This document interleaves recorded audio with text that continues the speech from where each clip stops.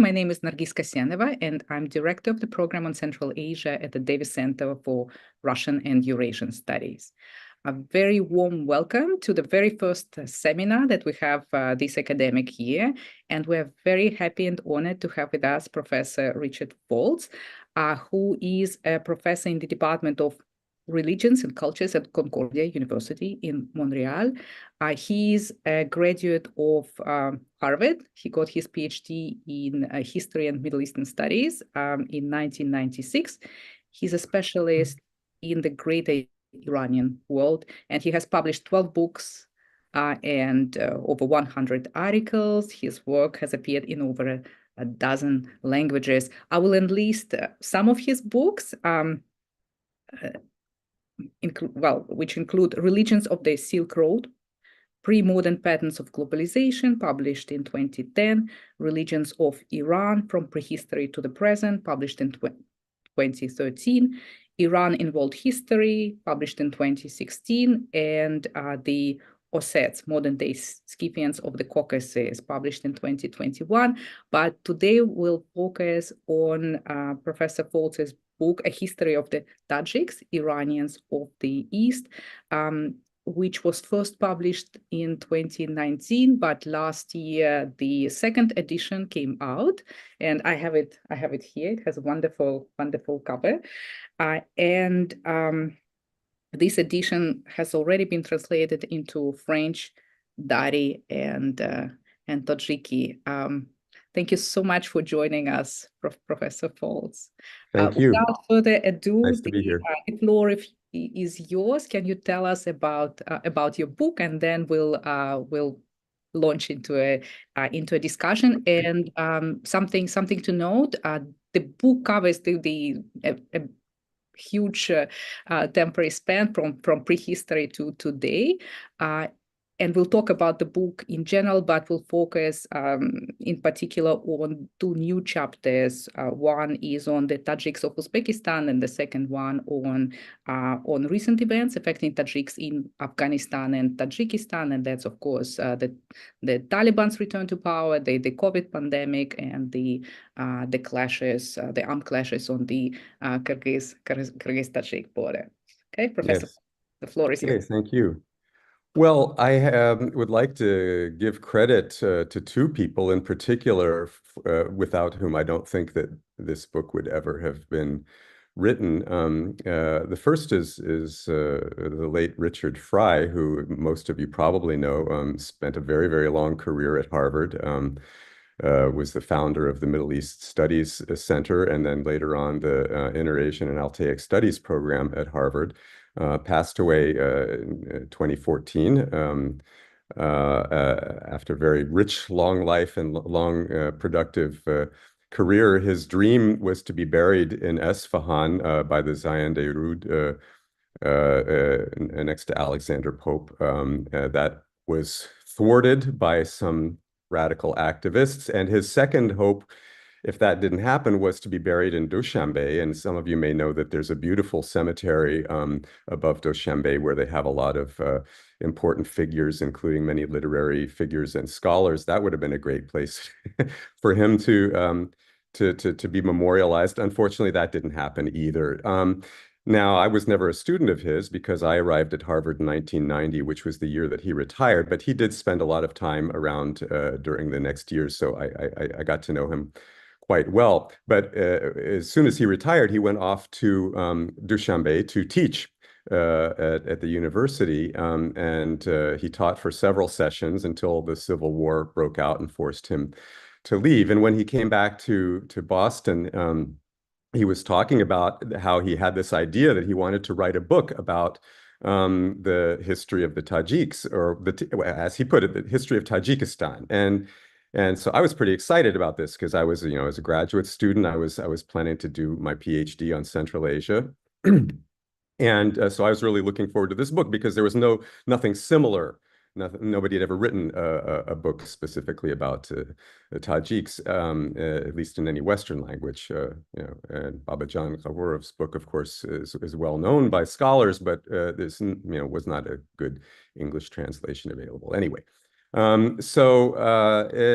did eventually write a book, but as he explains in the preface, that as he was writing it, he realized he can't really write a book about Tajikistan because most of what happened in Tajik history happened outside of Tajikistan. So in the end, he just wrote this book, which got the title Heritage of Central Asia, which was not the book that he had in mind, I think, and it was not the book I was waiting for. So I felt that a little bit disappointed about that. In 2016, then, a couple of years after he passed away, Turaj Daryai, professor of Iranian studies at University of California, Irvine, had received a donation from the Semnani family to establish a series of memorial lectures in honor of Richard Fry. And Turaj honored me by inviting me to give the inaugural lecture. And so I chose as a topic Richard Fry and the Tajiks, because it seemed to me that looking at the broad scope of his career, that the Tajiks were very much at the center of it. He began his academic career in the 1950s writing his doctoral dissertation on Narshahi's history of Bukhara.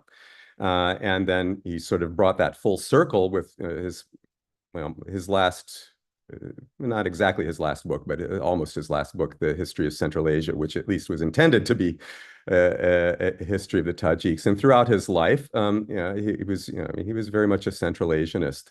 So I thought that it was only fitting that, so this lecture kind of gave me the idea, hey, maybe somebody should write the book that he was intending to write, and he's not here to do it anymore, so maybe I can do it. So, but since the inspiration came from him and his life's work, I thought it only appropriate to dedicate the book to his memory. So that's, you see that if you have the book. So going back to my original point is that this book owes its existence very much to the legacy of Richard Fry and to the support of Professor Turaj Daryai. Now, you asked me to concentrate mainly on the two new chapters. I expect some of you have read the book. I hope you've read the second edition because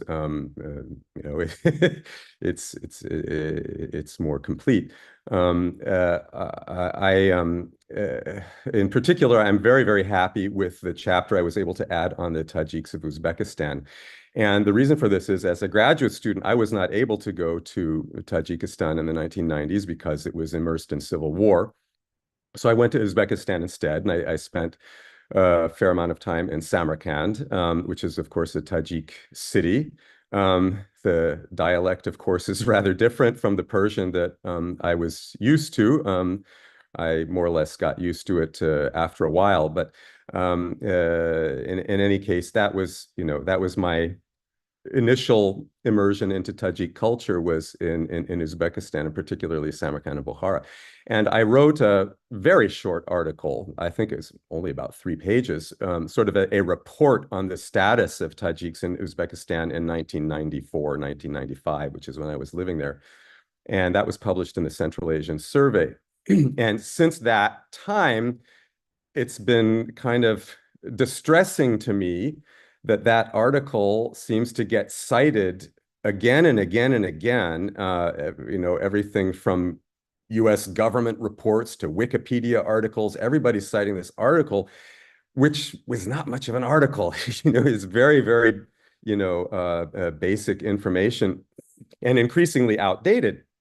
And so and the fact that people kept citing it indicated to me that, wow, there really needs to be more information about this, more detailed and more up to date. So I was very happy 2 years ago when I was able to finally go back to Uzbekistan for an extended research trip, which I spent really focusing on the status of the Tajik language in Uzbekistan today, and really getting more familiar with Tajik-speaking communities and the situation, how things changed since the change of government after Islam Karimov died, because he was very, very anti-Tajik in his policies, and So I was very happy to have the opportunity to add that chapter to the book. I should say that doing a second edition, it was not my idea. It was the publisher that, to my surprise, contacted me just a couple of years after the book was originally published and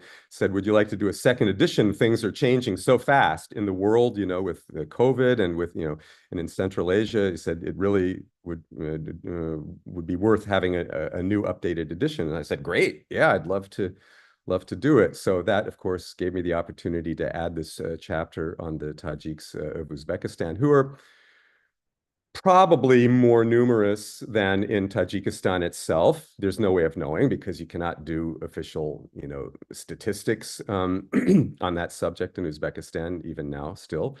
But I would guess, I mean, and you can read my reasoning if you read the book or read the chapter. It's also been published, the chapter's been published in Russian, so that's available for people who are more comfortable with Russian. But I would estimate, feel comfortable estimating between 8 and 12 million native speakers of Tajiki living in Uzbekistan, but which is, 3-4 times more than what the government wants to, well, a lot more than that, what the government wants to admit. And that would make it, their population higher than native-born Tajiki speakers in Tajikistan. Of course, Afghanistan is the country that has the highest number of Tajiki speakers. And this year I published a French edition of the book with a different subtitle. I called it Les Tajiks personnophones d'Afghanistan, d'Uzbekistan et du Tajikistan. Which really emphasizing that the Tajiks, are not living just within a nation state. And in fact, the Tajik nation state has the smallest population of the three in terms of, Tajiki speakers and people who are of Tajik culture. And I wanted to emphasize that, which I did in the French edition of the book. The book has also been published in Dari Persian. It was published in Kabul in 2020.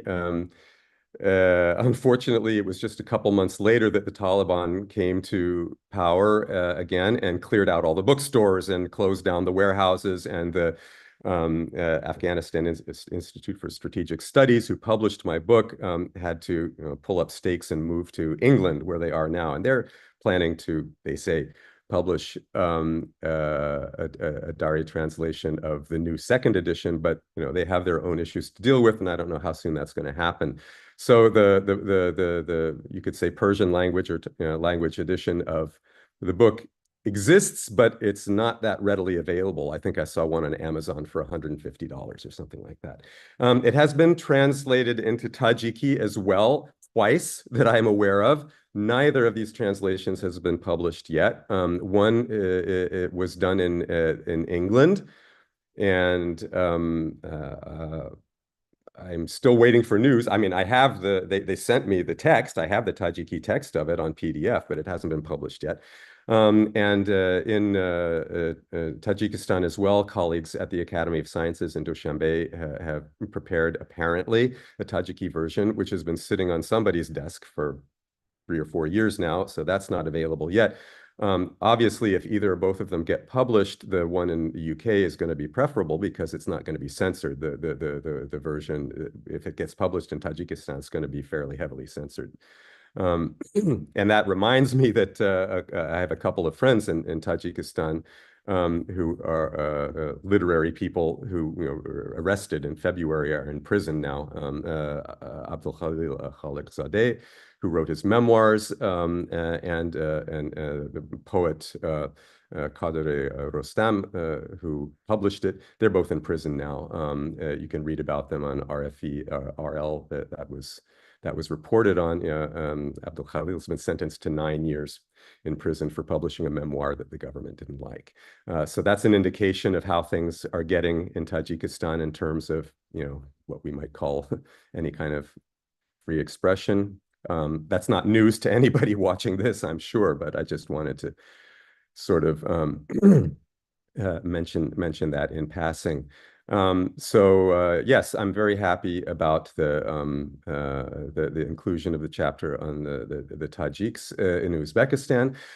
I was, as I note in the preface to the second edition of the book, I was quite overwhelmed by the response from Tajiks from Afghanistan, who have been, very, very enthusiastic about the book. Again, before the Taliban came back to power, I was invited to speak for something like 1 hour on Afghanistan national television about the book. They held a wonderful ceremony for me at the School of Oriental and African Studies in London. Several hundred Afghan Tajiks showed up, and they gave me a huge chunk of lapis lazuli and a medal and all kinds of nice things, and then and a letter from the Ministry of Tourism saying that they were inviting me to Afghanistan, which I've never been to, but that didn't happen, obviously, because of the overtaken by political events, as they say. So it's kind of frustrating for me as an Iranologist and somebody who's studied Tajiks in Central Asia for 40 years now. I've spent a fair amount of time in Tajikistan, a fair amount of time in Uzbekistan, a lot of time in Iran, spent time in Pakistan, never been to Afghanistan, although I've seen more of it than I have a lot of countries that I've set foot in. And this is because I have physically traveled the border between Tajikistan and Afghanistan, the entire length of the border along the Panj River. I have traveled 3 times. And so, I mean, and at times that river is like a couple meters wide. You could hop across, which friends of mine restrained me from doing. I mean, you can wave at people and, see kids playing soccer and everything. So, I've seen a lot of Afghanistan, but I haven't set foot there. So that's a frustrated dream of mine. So the other additional chapter in the second edition is basically updating the situation in Central Asia as it pertains to Tajiks. So of course the big issues have been COVID, which had a horribly detrimental effect, mainly because of so much of the Tajik economy in Tajikistan is dependent on Tajik guest workers in Russia. Latest figures are something like 3 million. And if it's true that Tajikistan's population is, not quite 10 million, we're talking about nearly a third of the population. Basically, the young, working, productive males, they're in Russia. And that, of course, means that they're not contributing to the society in Tajikistan except through remittances. And COVID, of course, had a very detrimental effect on that. That's been compounded recently with the worsening stereotypes in Russia that identify Tajiks with Islamic terrorism. And of course, there have been a number of events, some recently, some very broadly reported, like the Crocus theater attack last spring, but also others that are not really widely reported outside the Russophone sphere. I mean, I often say to Western audiences to get a sense of how Tajiks are treated and considered in Russia. It's kind of analogous to how a lot of Americans view Mexicans. They sort of, they see them as an underclass. They tend to blame them for everything that goes wrong. And whereas if it weren't for Mexicans contributing to the labor economy in the United States, things would be really, really tough. So I think Mexicans are very underappreciated in the United States in very similar ways to how the Tajiks and other Central Asians are underappreciated in Russia. Without them, the Russian economy would not really be able to function. But of course, these events have made things increasingly difficult for Tajiks in Russia and also in Tajikistan. The situation with the war in Ukraine has had a very negative effect on the economy in Tajikistan, and it's, the security situation continues to worsen. And of course, don't have to tell you about, government corruption, nepotism, the Rahman family is, increasingly always extending its stranglehold on the Tajik economy. And of course, this is to the exclusion of everybody else. So I think those of us who study issues of Islamic extremism, very quick to reach the conclusion that a big cause for it is simply the absolute disenfranchisement and total despair of an entire generation of young, mostly men, who are completely without any kinds of prospects to contribute to society. And so these extremist organizations offer them a sense of being valued, being able to have a purpose, and so forth. And sometimes it's just money as well.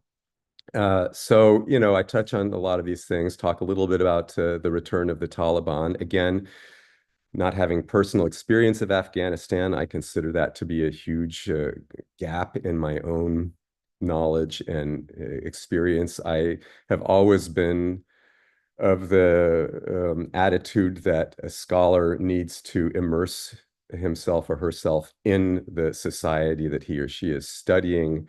It's not enough just to read books and reports and things like that. You really need to get a sense of, what life is like and how the culture operates. And in that sense, I feel the fact that I haven't spent time in Afghanistan basically denies me any kind of authority to speak about Afghanistan. But of course, it had to be included in the book. So with strong reliance on Afghan friends, I tried to add what I could. So yeah, I think that's basically what I have to say about the new edition of the book, but I'm happy to talk more about any points that you or anyone might be interested in pursuing. Thank you so much, Richard. And I want to point, I read the book and it's great. It's very enjoyable. You described in the book that episode when you traveled along the border, along the Panch River, and how small it is and how tempting it was to wade across. Yeah.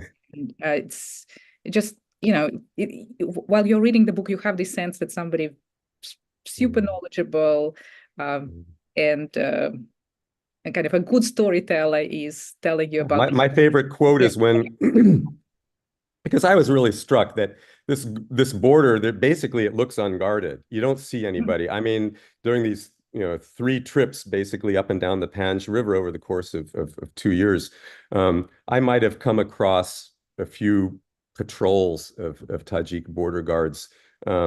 But by and large, it just looks very inviting. And again, there's a couple places you could just hop across. And I was always saying, well, wait, just let me put my foot on the other side. No, they'll shoot you. Who? There's nobody there except women hanging laundry and kids kicking a football around. It's like, no, they'll shoot you.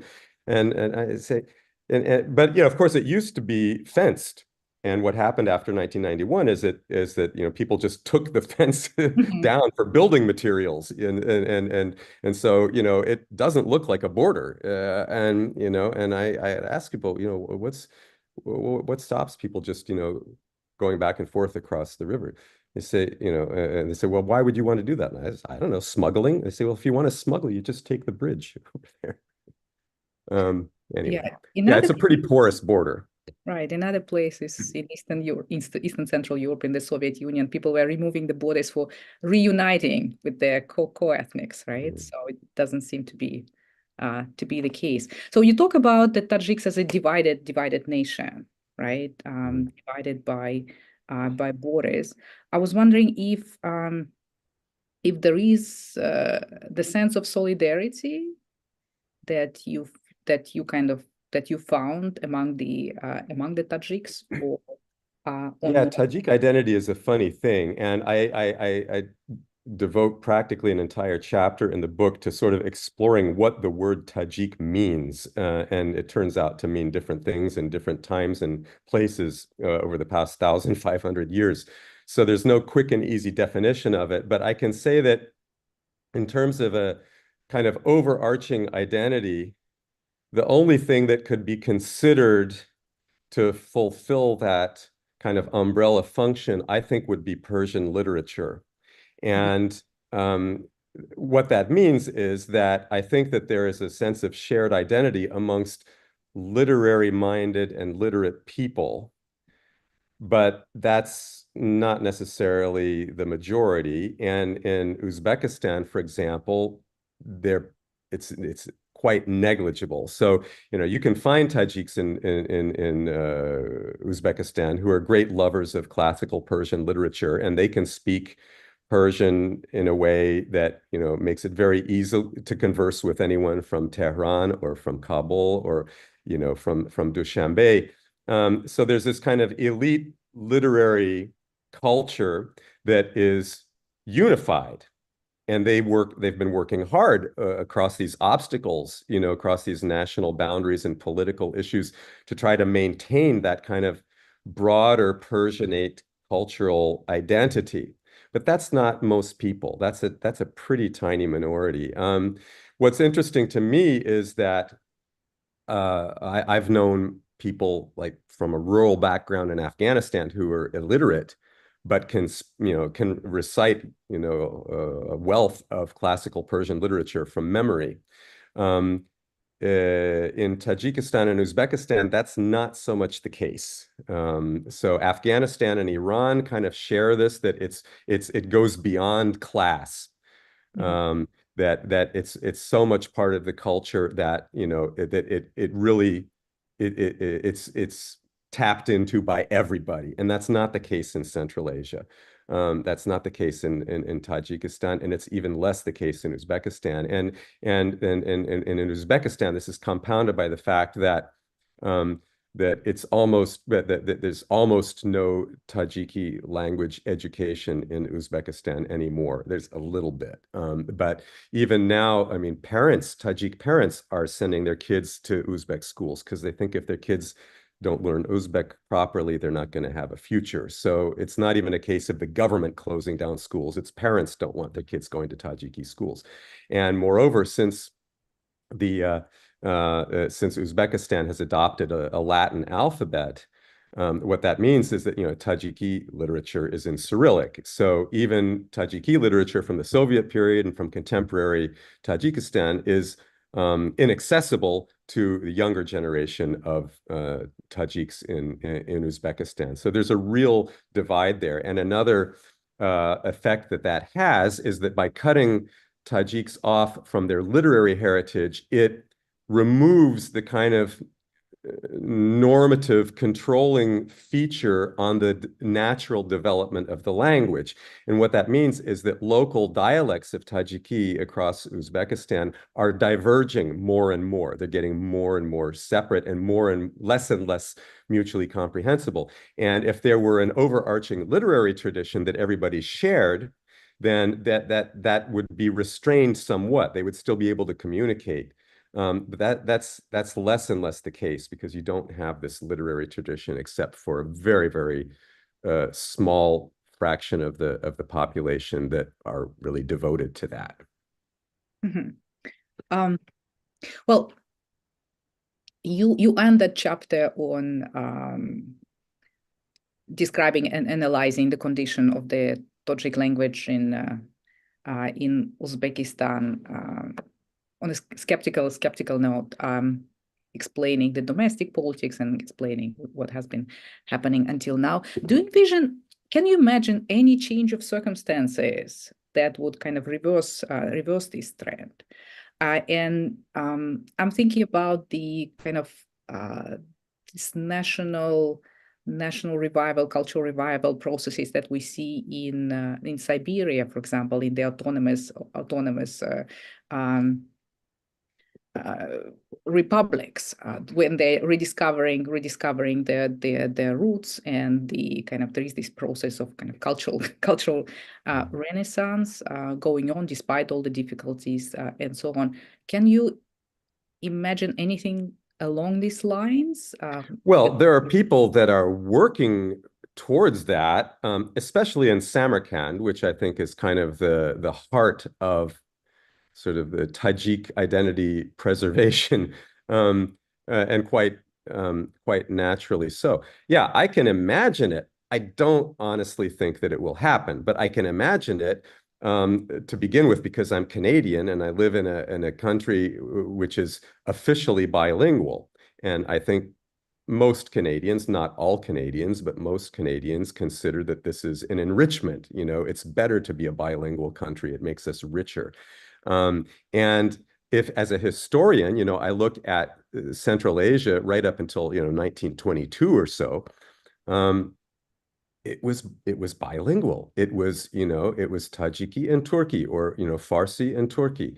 And so these divisions of Turki into these diverse regional dialects, which got elevated to the status of national languages, and the divorce of Tajiki from Farsi, which was deliberately imposed by the Bolshevik regime.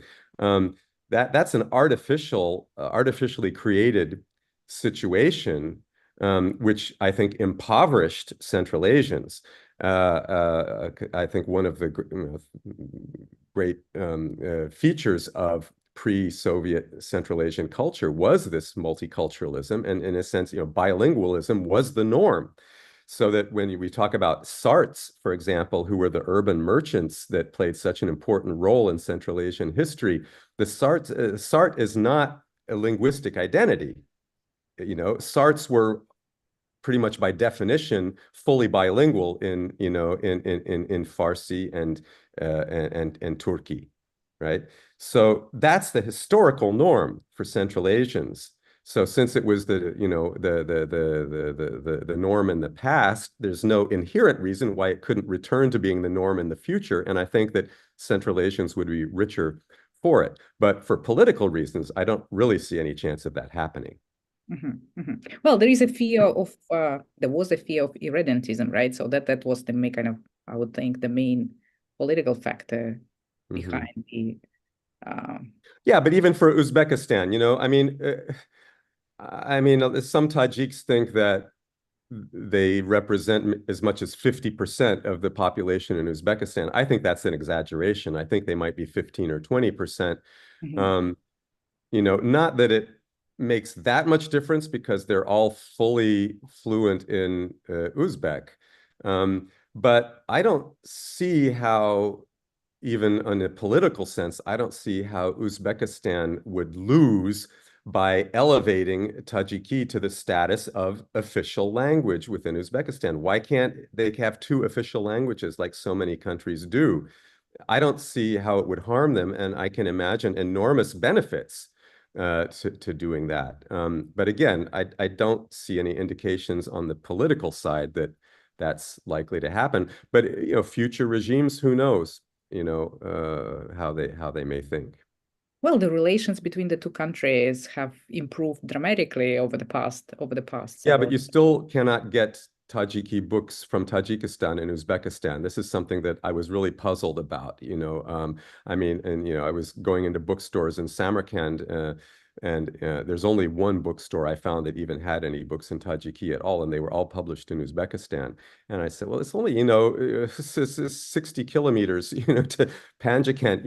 I just bring the books over from Tajikistan. But as a friend of mine described the situation, this falls into the category of laws that are not written but are generally known. But is it also the question of money? I mean, if Tajikistan was a kind of well-to-do country and could sponsor these kind of projects and publish quality books, that would be a different.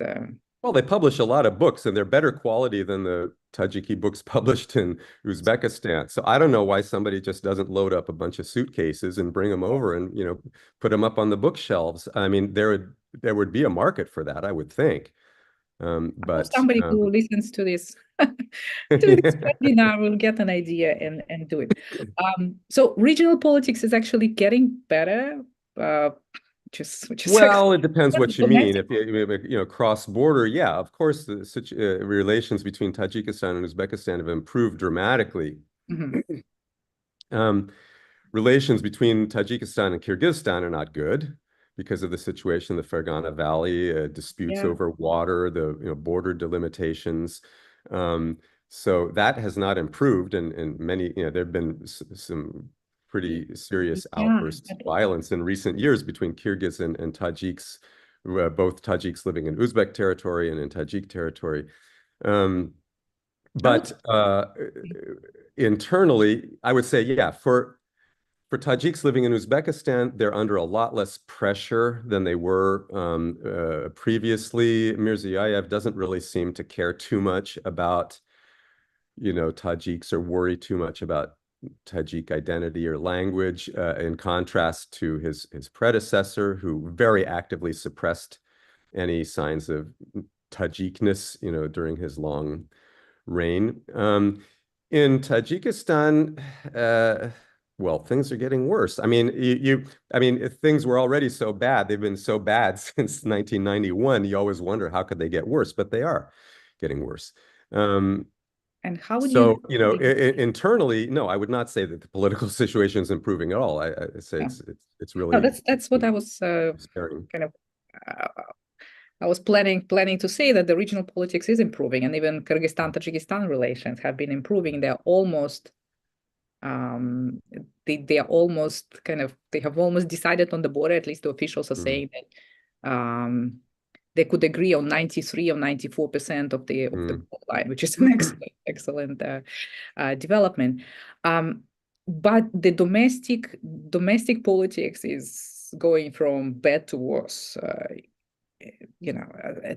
And of course, if we talk about Afghanistan, which we should, because that's where most Tajiks live, Tajik identity in Afghanistan is a non-starter, because the Taliban are ethnic Pashtuns, and it's been their agenda from day one to Pashtunize everything. And the Tajiks aren't having it. I mean, this is what's interesting, is that the Pashtuns are probably half or slightly more of the national population. Tajiks could be 30, 40%, depending on how you define Tajik. But let's say Persian speakers, native Persian speakers in Afghanistan. So not quite half, but, a really, really strong minority. And they're completely excluded, I mean, in terms of their cultural and linguistic identity. There's no way that the Pashtuns are going to make space for them. And this has actually been one of the conditions that Imam Ali Rahman has put forth for improving relations with Afghanistan. He's saying he wants to see more inclusiveness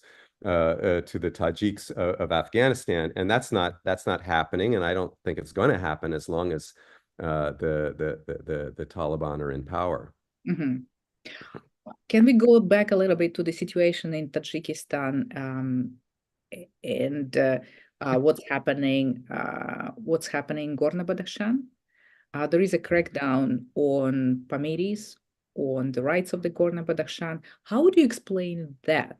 And we got a question from Ambassador Tom Simons about the situation. If you can talk about the situation of Pamiris. I'm afraid that's outside my realm of expertise. I wouldn't venture an opinion. Okay, so both on the domestic side, like you have it a little bit. I'm not very well versed in economics, or of course, cotton is the most water thirsty crop you could possibly grow in a very water scarce region. So in my opinion, cotton production is a really bad idea from the very beginning, going back more than 100 years. They should be growing food to eat as they always did throughout history, because it's such a rich agricultural region, but it's suffered horribly because of, the cotton monoculture. And water is only going to become more and more of an issue with climate change, the melting glaciers, the decreasing availability of water. It's going to cause more conflict across borders. Tajikistan still working on this huge dam project that they've been working on since the 1960s. Of course, that's likely to be a huge source of tension in the future. So I think, in my opinion, not that anybody cares about that, but they should move away from cotton production. It's a really bad idea. They cannot really compete with India and the US in the cotton market anyway. So, I think they'd be much better off growing food and making better use of their water resources. But of course, it's not just using, not just, that cotton is very water intensive, but of course the infrastructure is badly in need of repair as well. You've got so much water gets wasted through leaky channels and so forth. That's a huge issue. Yeah, thank you. I guess I didn't formulate it well. The question was about the crackdown in Gorno-Badakhshan, how you see the causes. In the book, you write a little bit about that, about the power transition and about the kind of drug smuggling across the board, about the Chinese factor.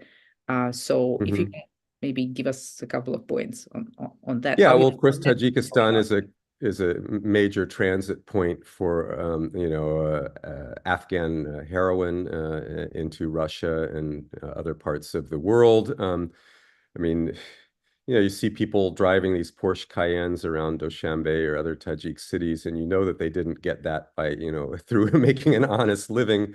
And of course, the government is involved. And I think a lot of Tajiks just see it as a kind of tax on transit trade because it's going to happen anyway. So they might as well, get something out of it. And as long as, Western countries, and I include Russia in that sense, have this massive demand for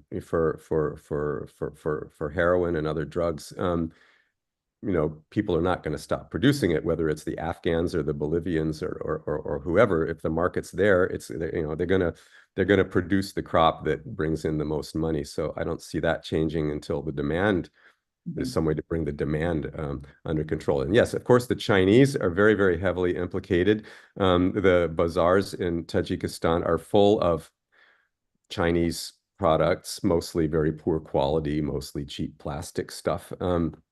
And you see more and more Chinese. I believe now statistically that Chinese is the #1 foreign language studied by young Tajiks.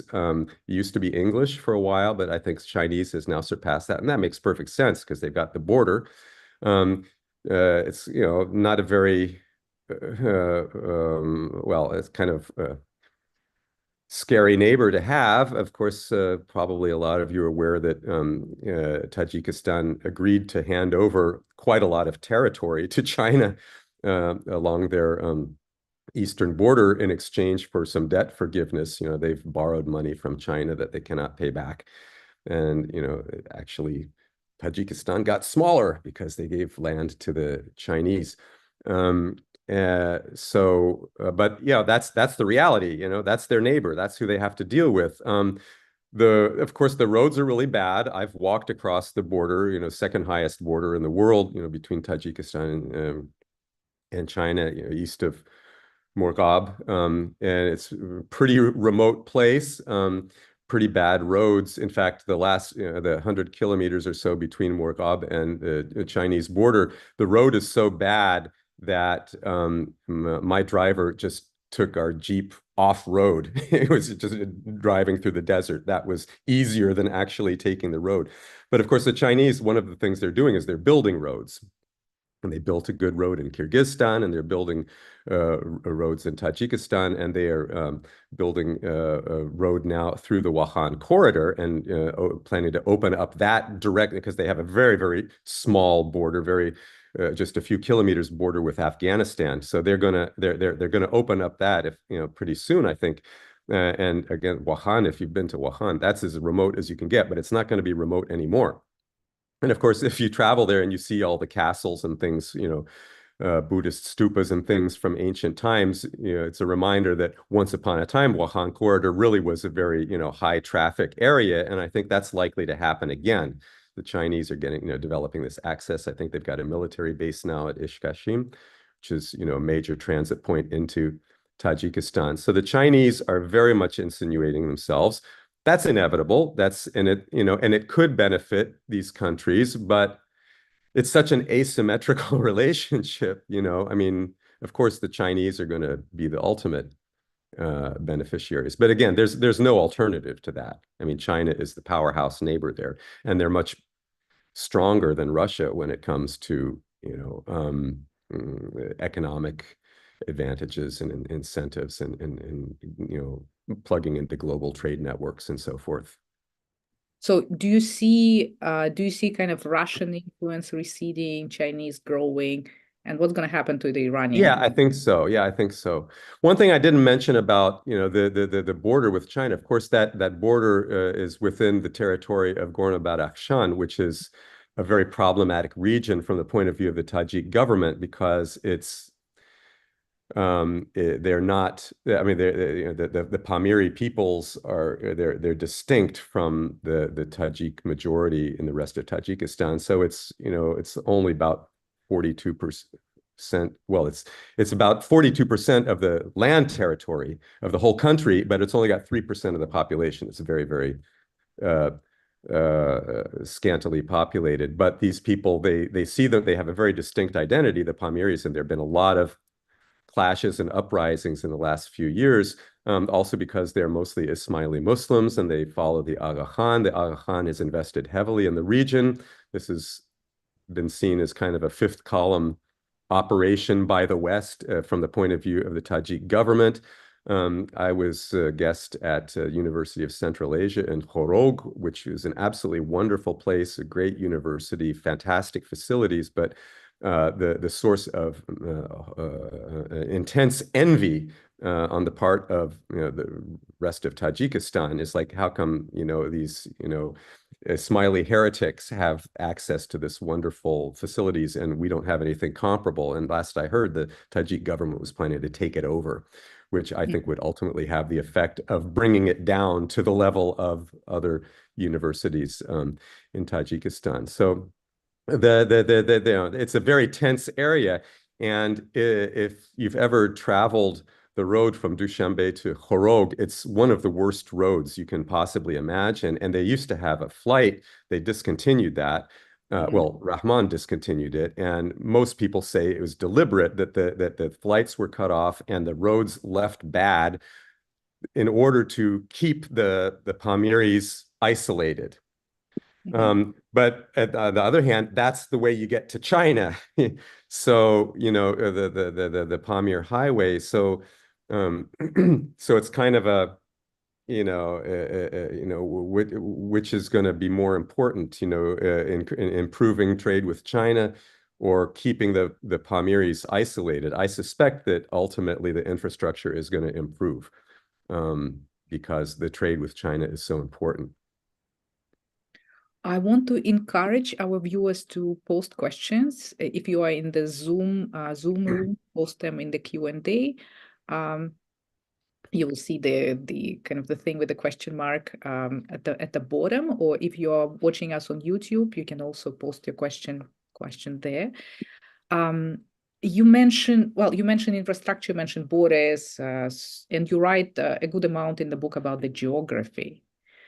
So, the geography of Tajikistan, how did it shape the development of Tajikistan in your view?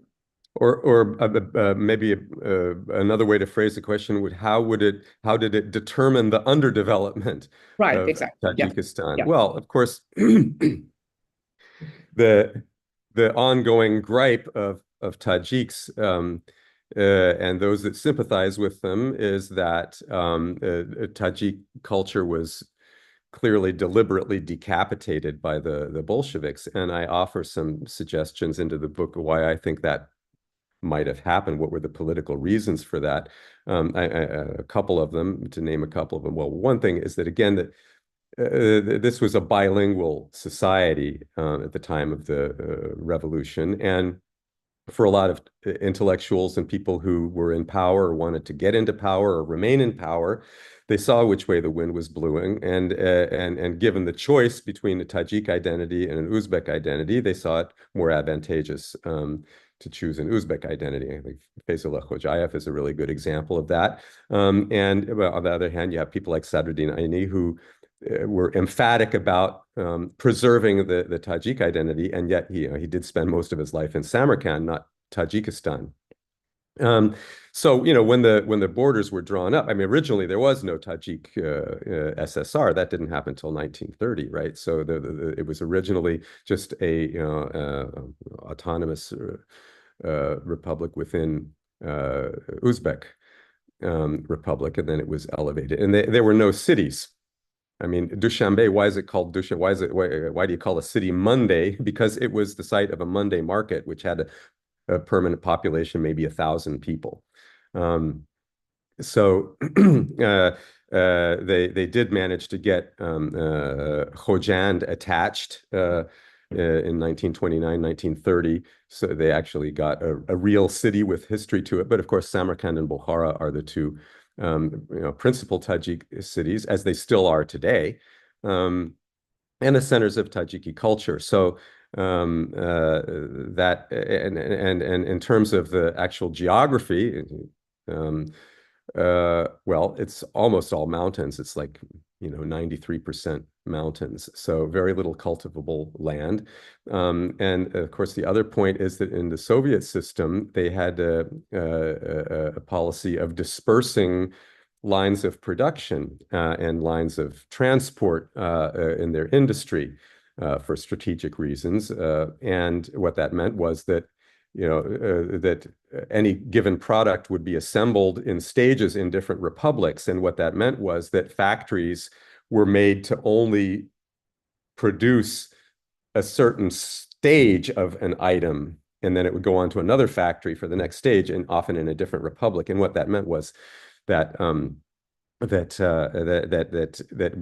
in 1991, these are independent countries, and these lines of production broke down, so the factories became essentially useless, and that's why you see so many abandoned factories around the former Soviet Union. Transport is the same thing. Roads and railroads, and they would go wherever was easiest geographically, without regard to republic borders, because it was all one country, right? And that's not the case anymore. So Dushanbe was cut off from Khojand, basically, the two major cities of Tajikistan. Throughout almost the entire 20th century, they were cut off from each other much of the year, because you have to go over the Fan Mountains, which are really, really tall mountains. And it wasn't until, I think, 2015 or so that the Iranians and Chinese each dug a tunnel through the Fan Mountains so that you can now have year-round road access between the North Tajikistan and South Tajikistan. So yeah, geography, of course, has been a major factor in preventing Tajikistan's development, but that goes along with in my opinion, bad governance and corruption. But there's a lot about the Soviet legacy. This is not, of course, unique to Tajikistan. I mean, it's all over the former Soviet Union. You see these issues.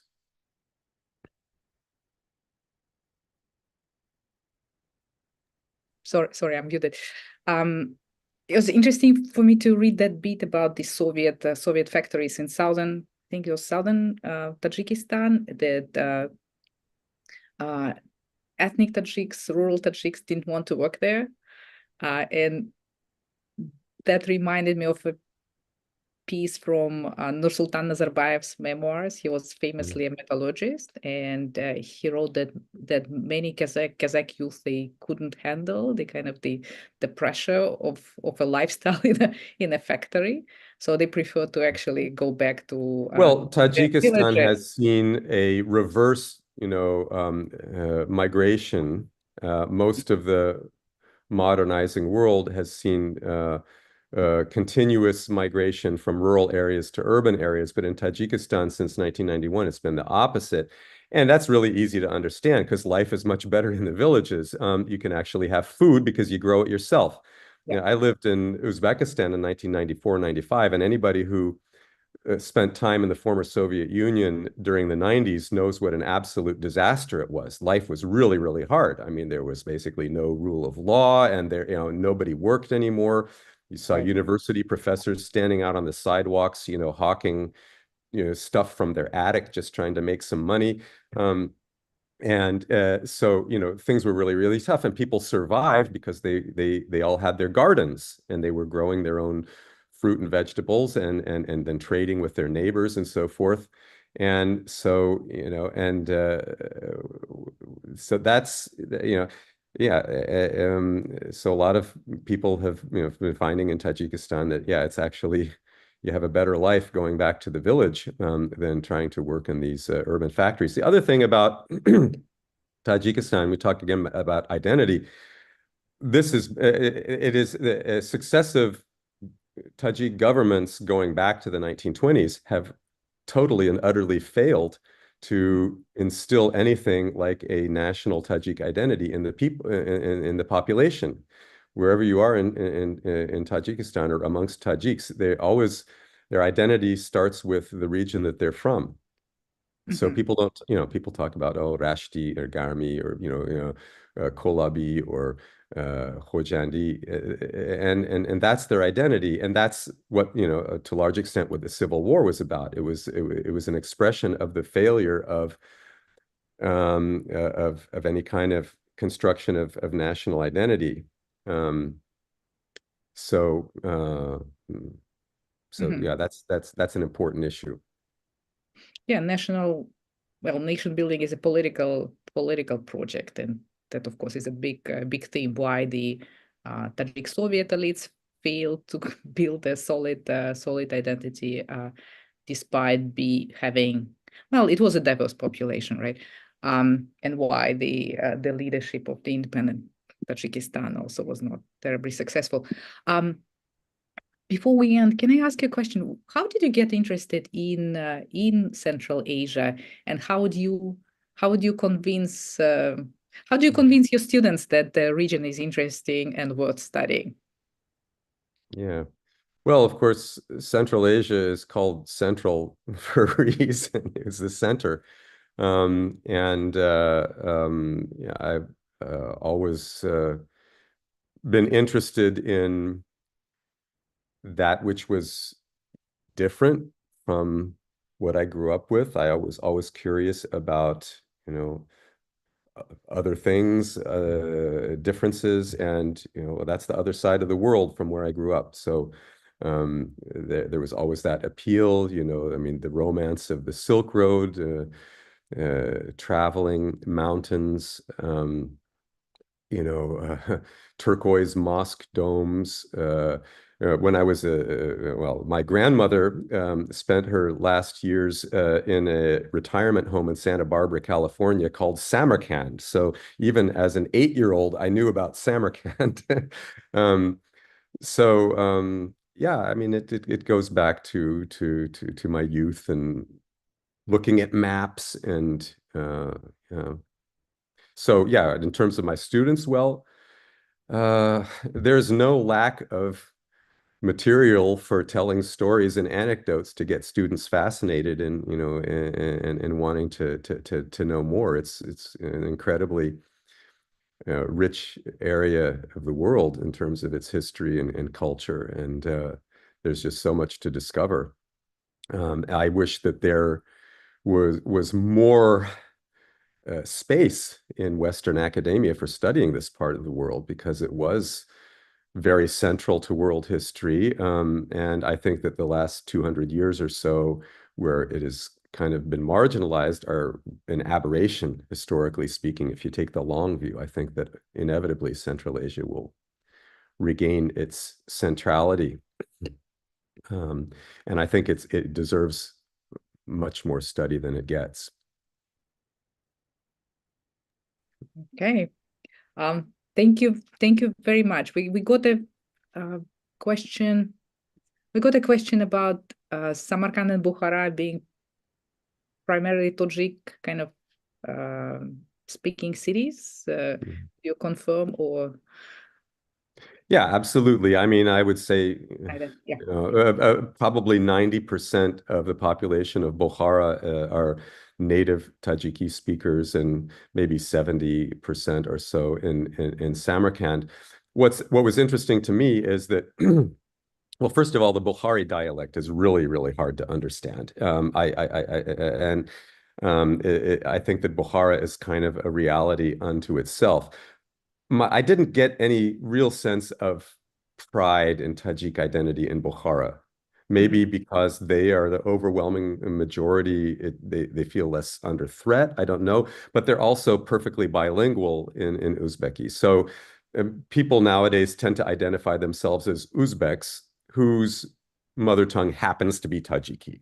But they don't really have a problem. And this is a big change since I was in the 90s living in Uzbekistan.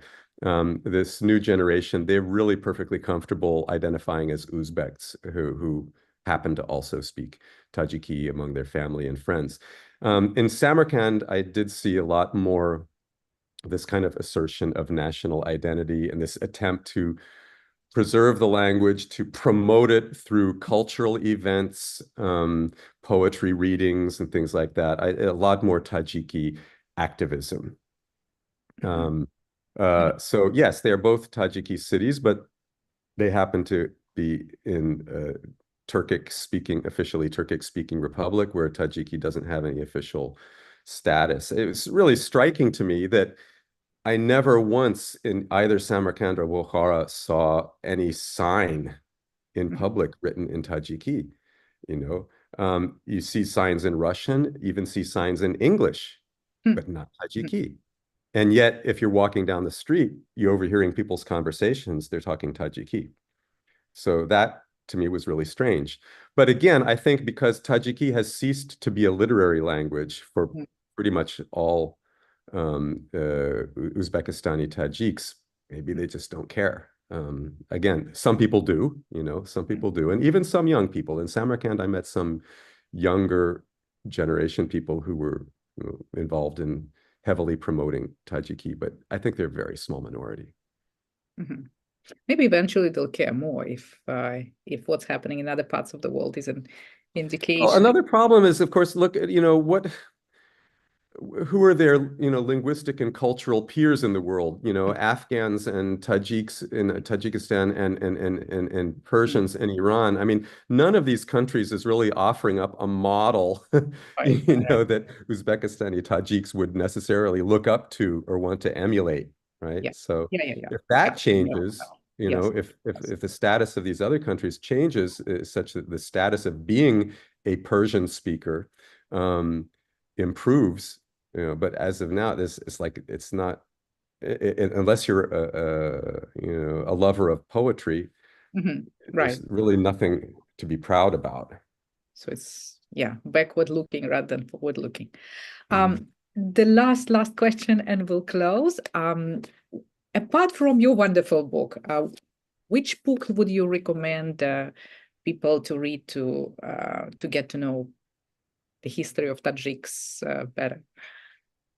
Well, I wrote the book because it didn't exist.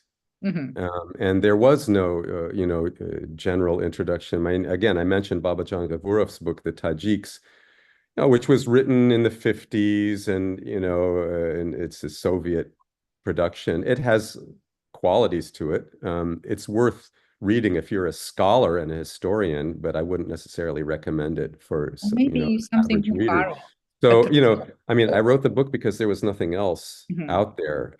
There are specialized books, you can read about, the formation of, the Tajik state in the 1920s, or,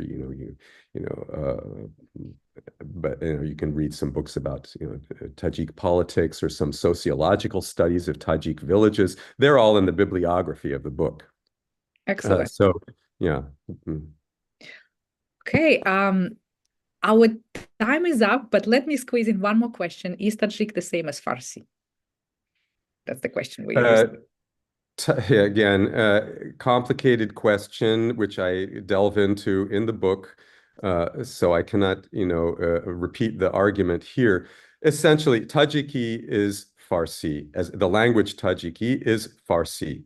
It's a dialect of Farsi. They're mutually intelligible. Farsi, Dari, Tajiki, it's, not that different from, say, Quebec French and Parisian French, or, London, New York, and Sydney English. It's the same language. Thank you so much. And well, a round of applause.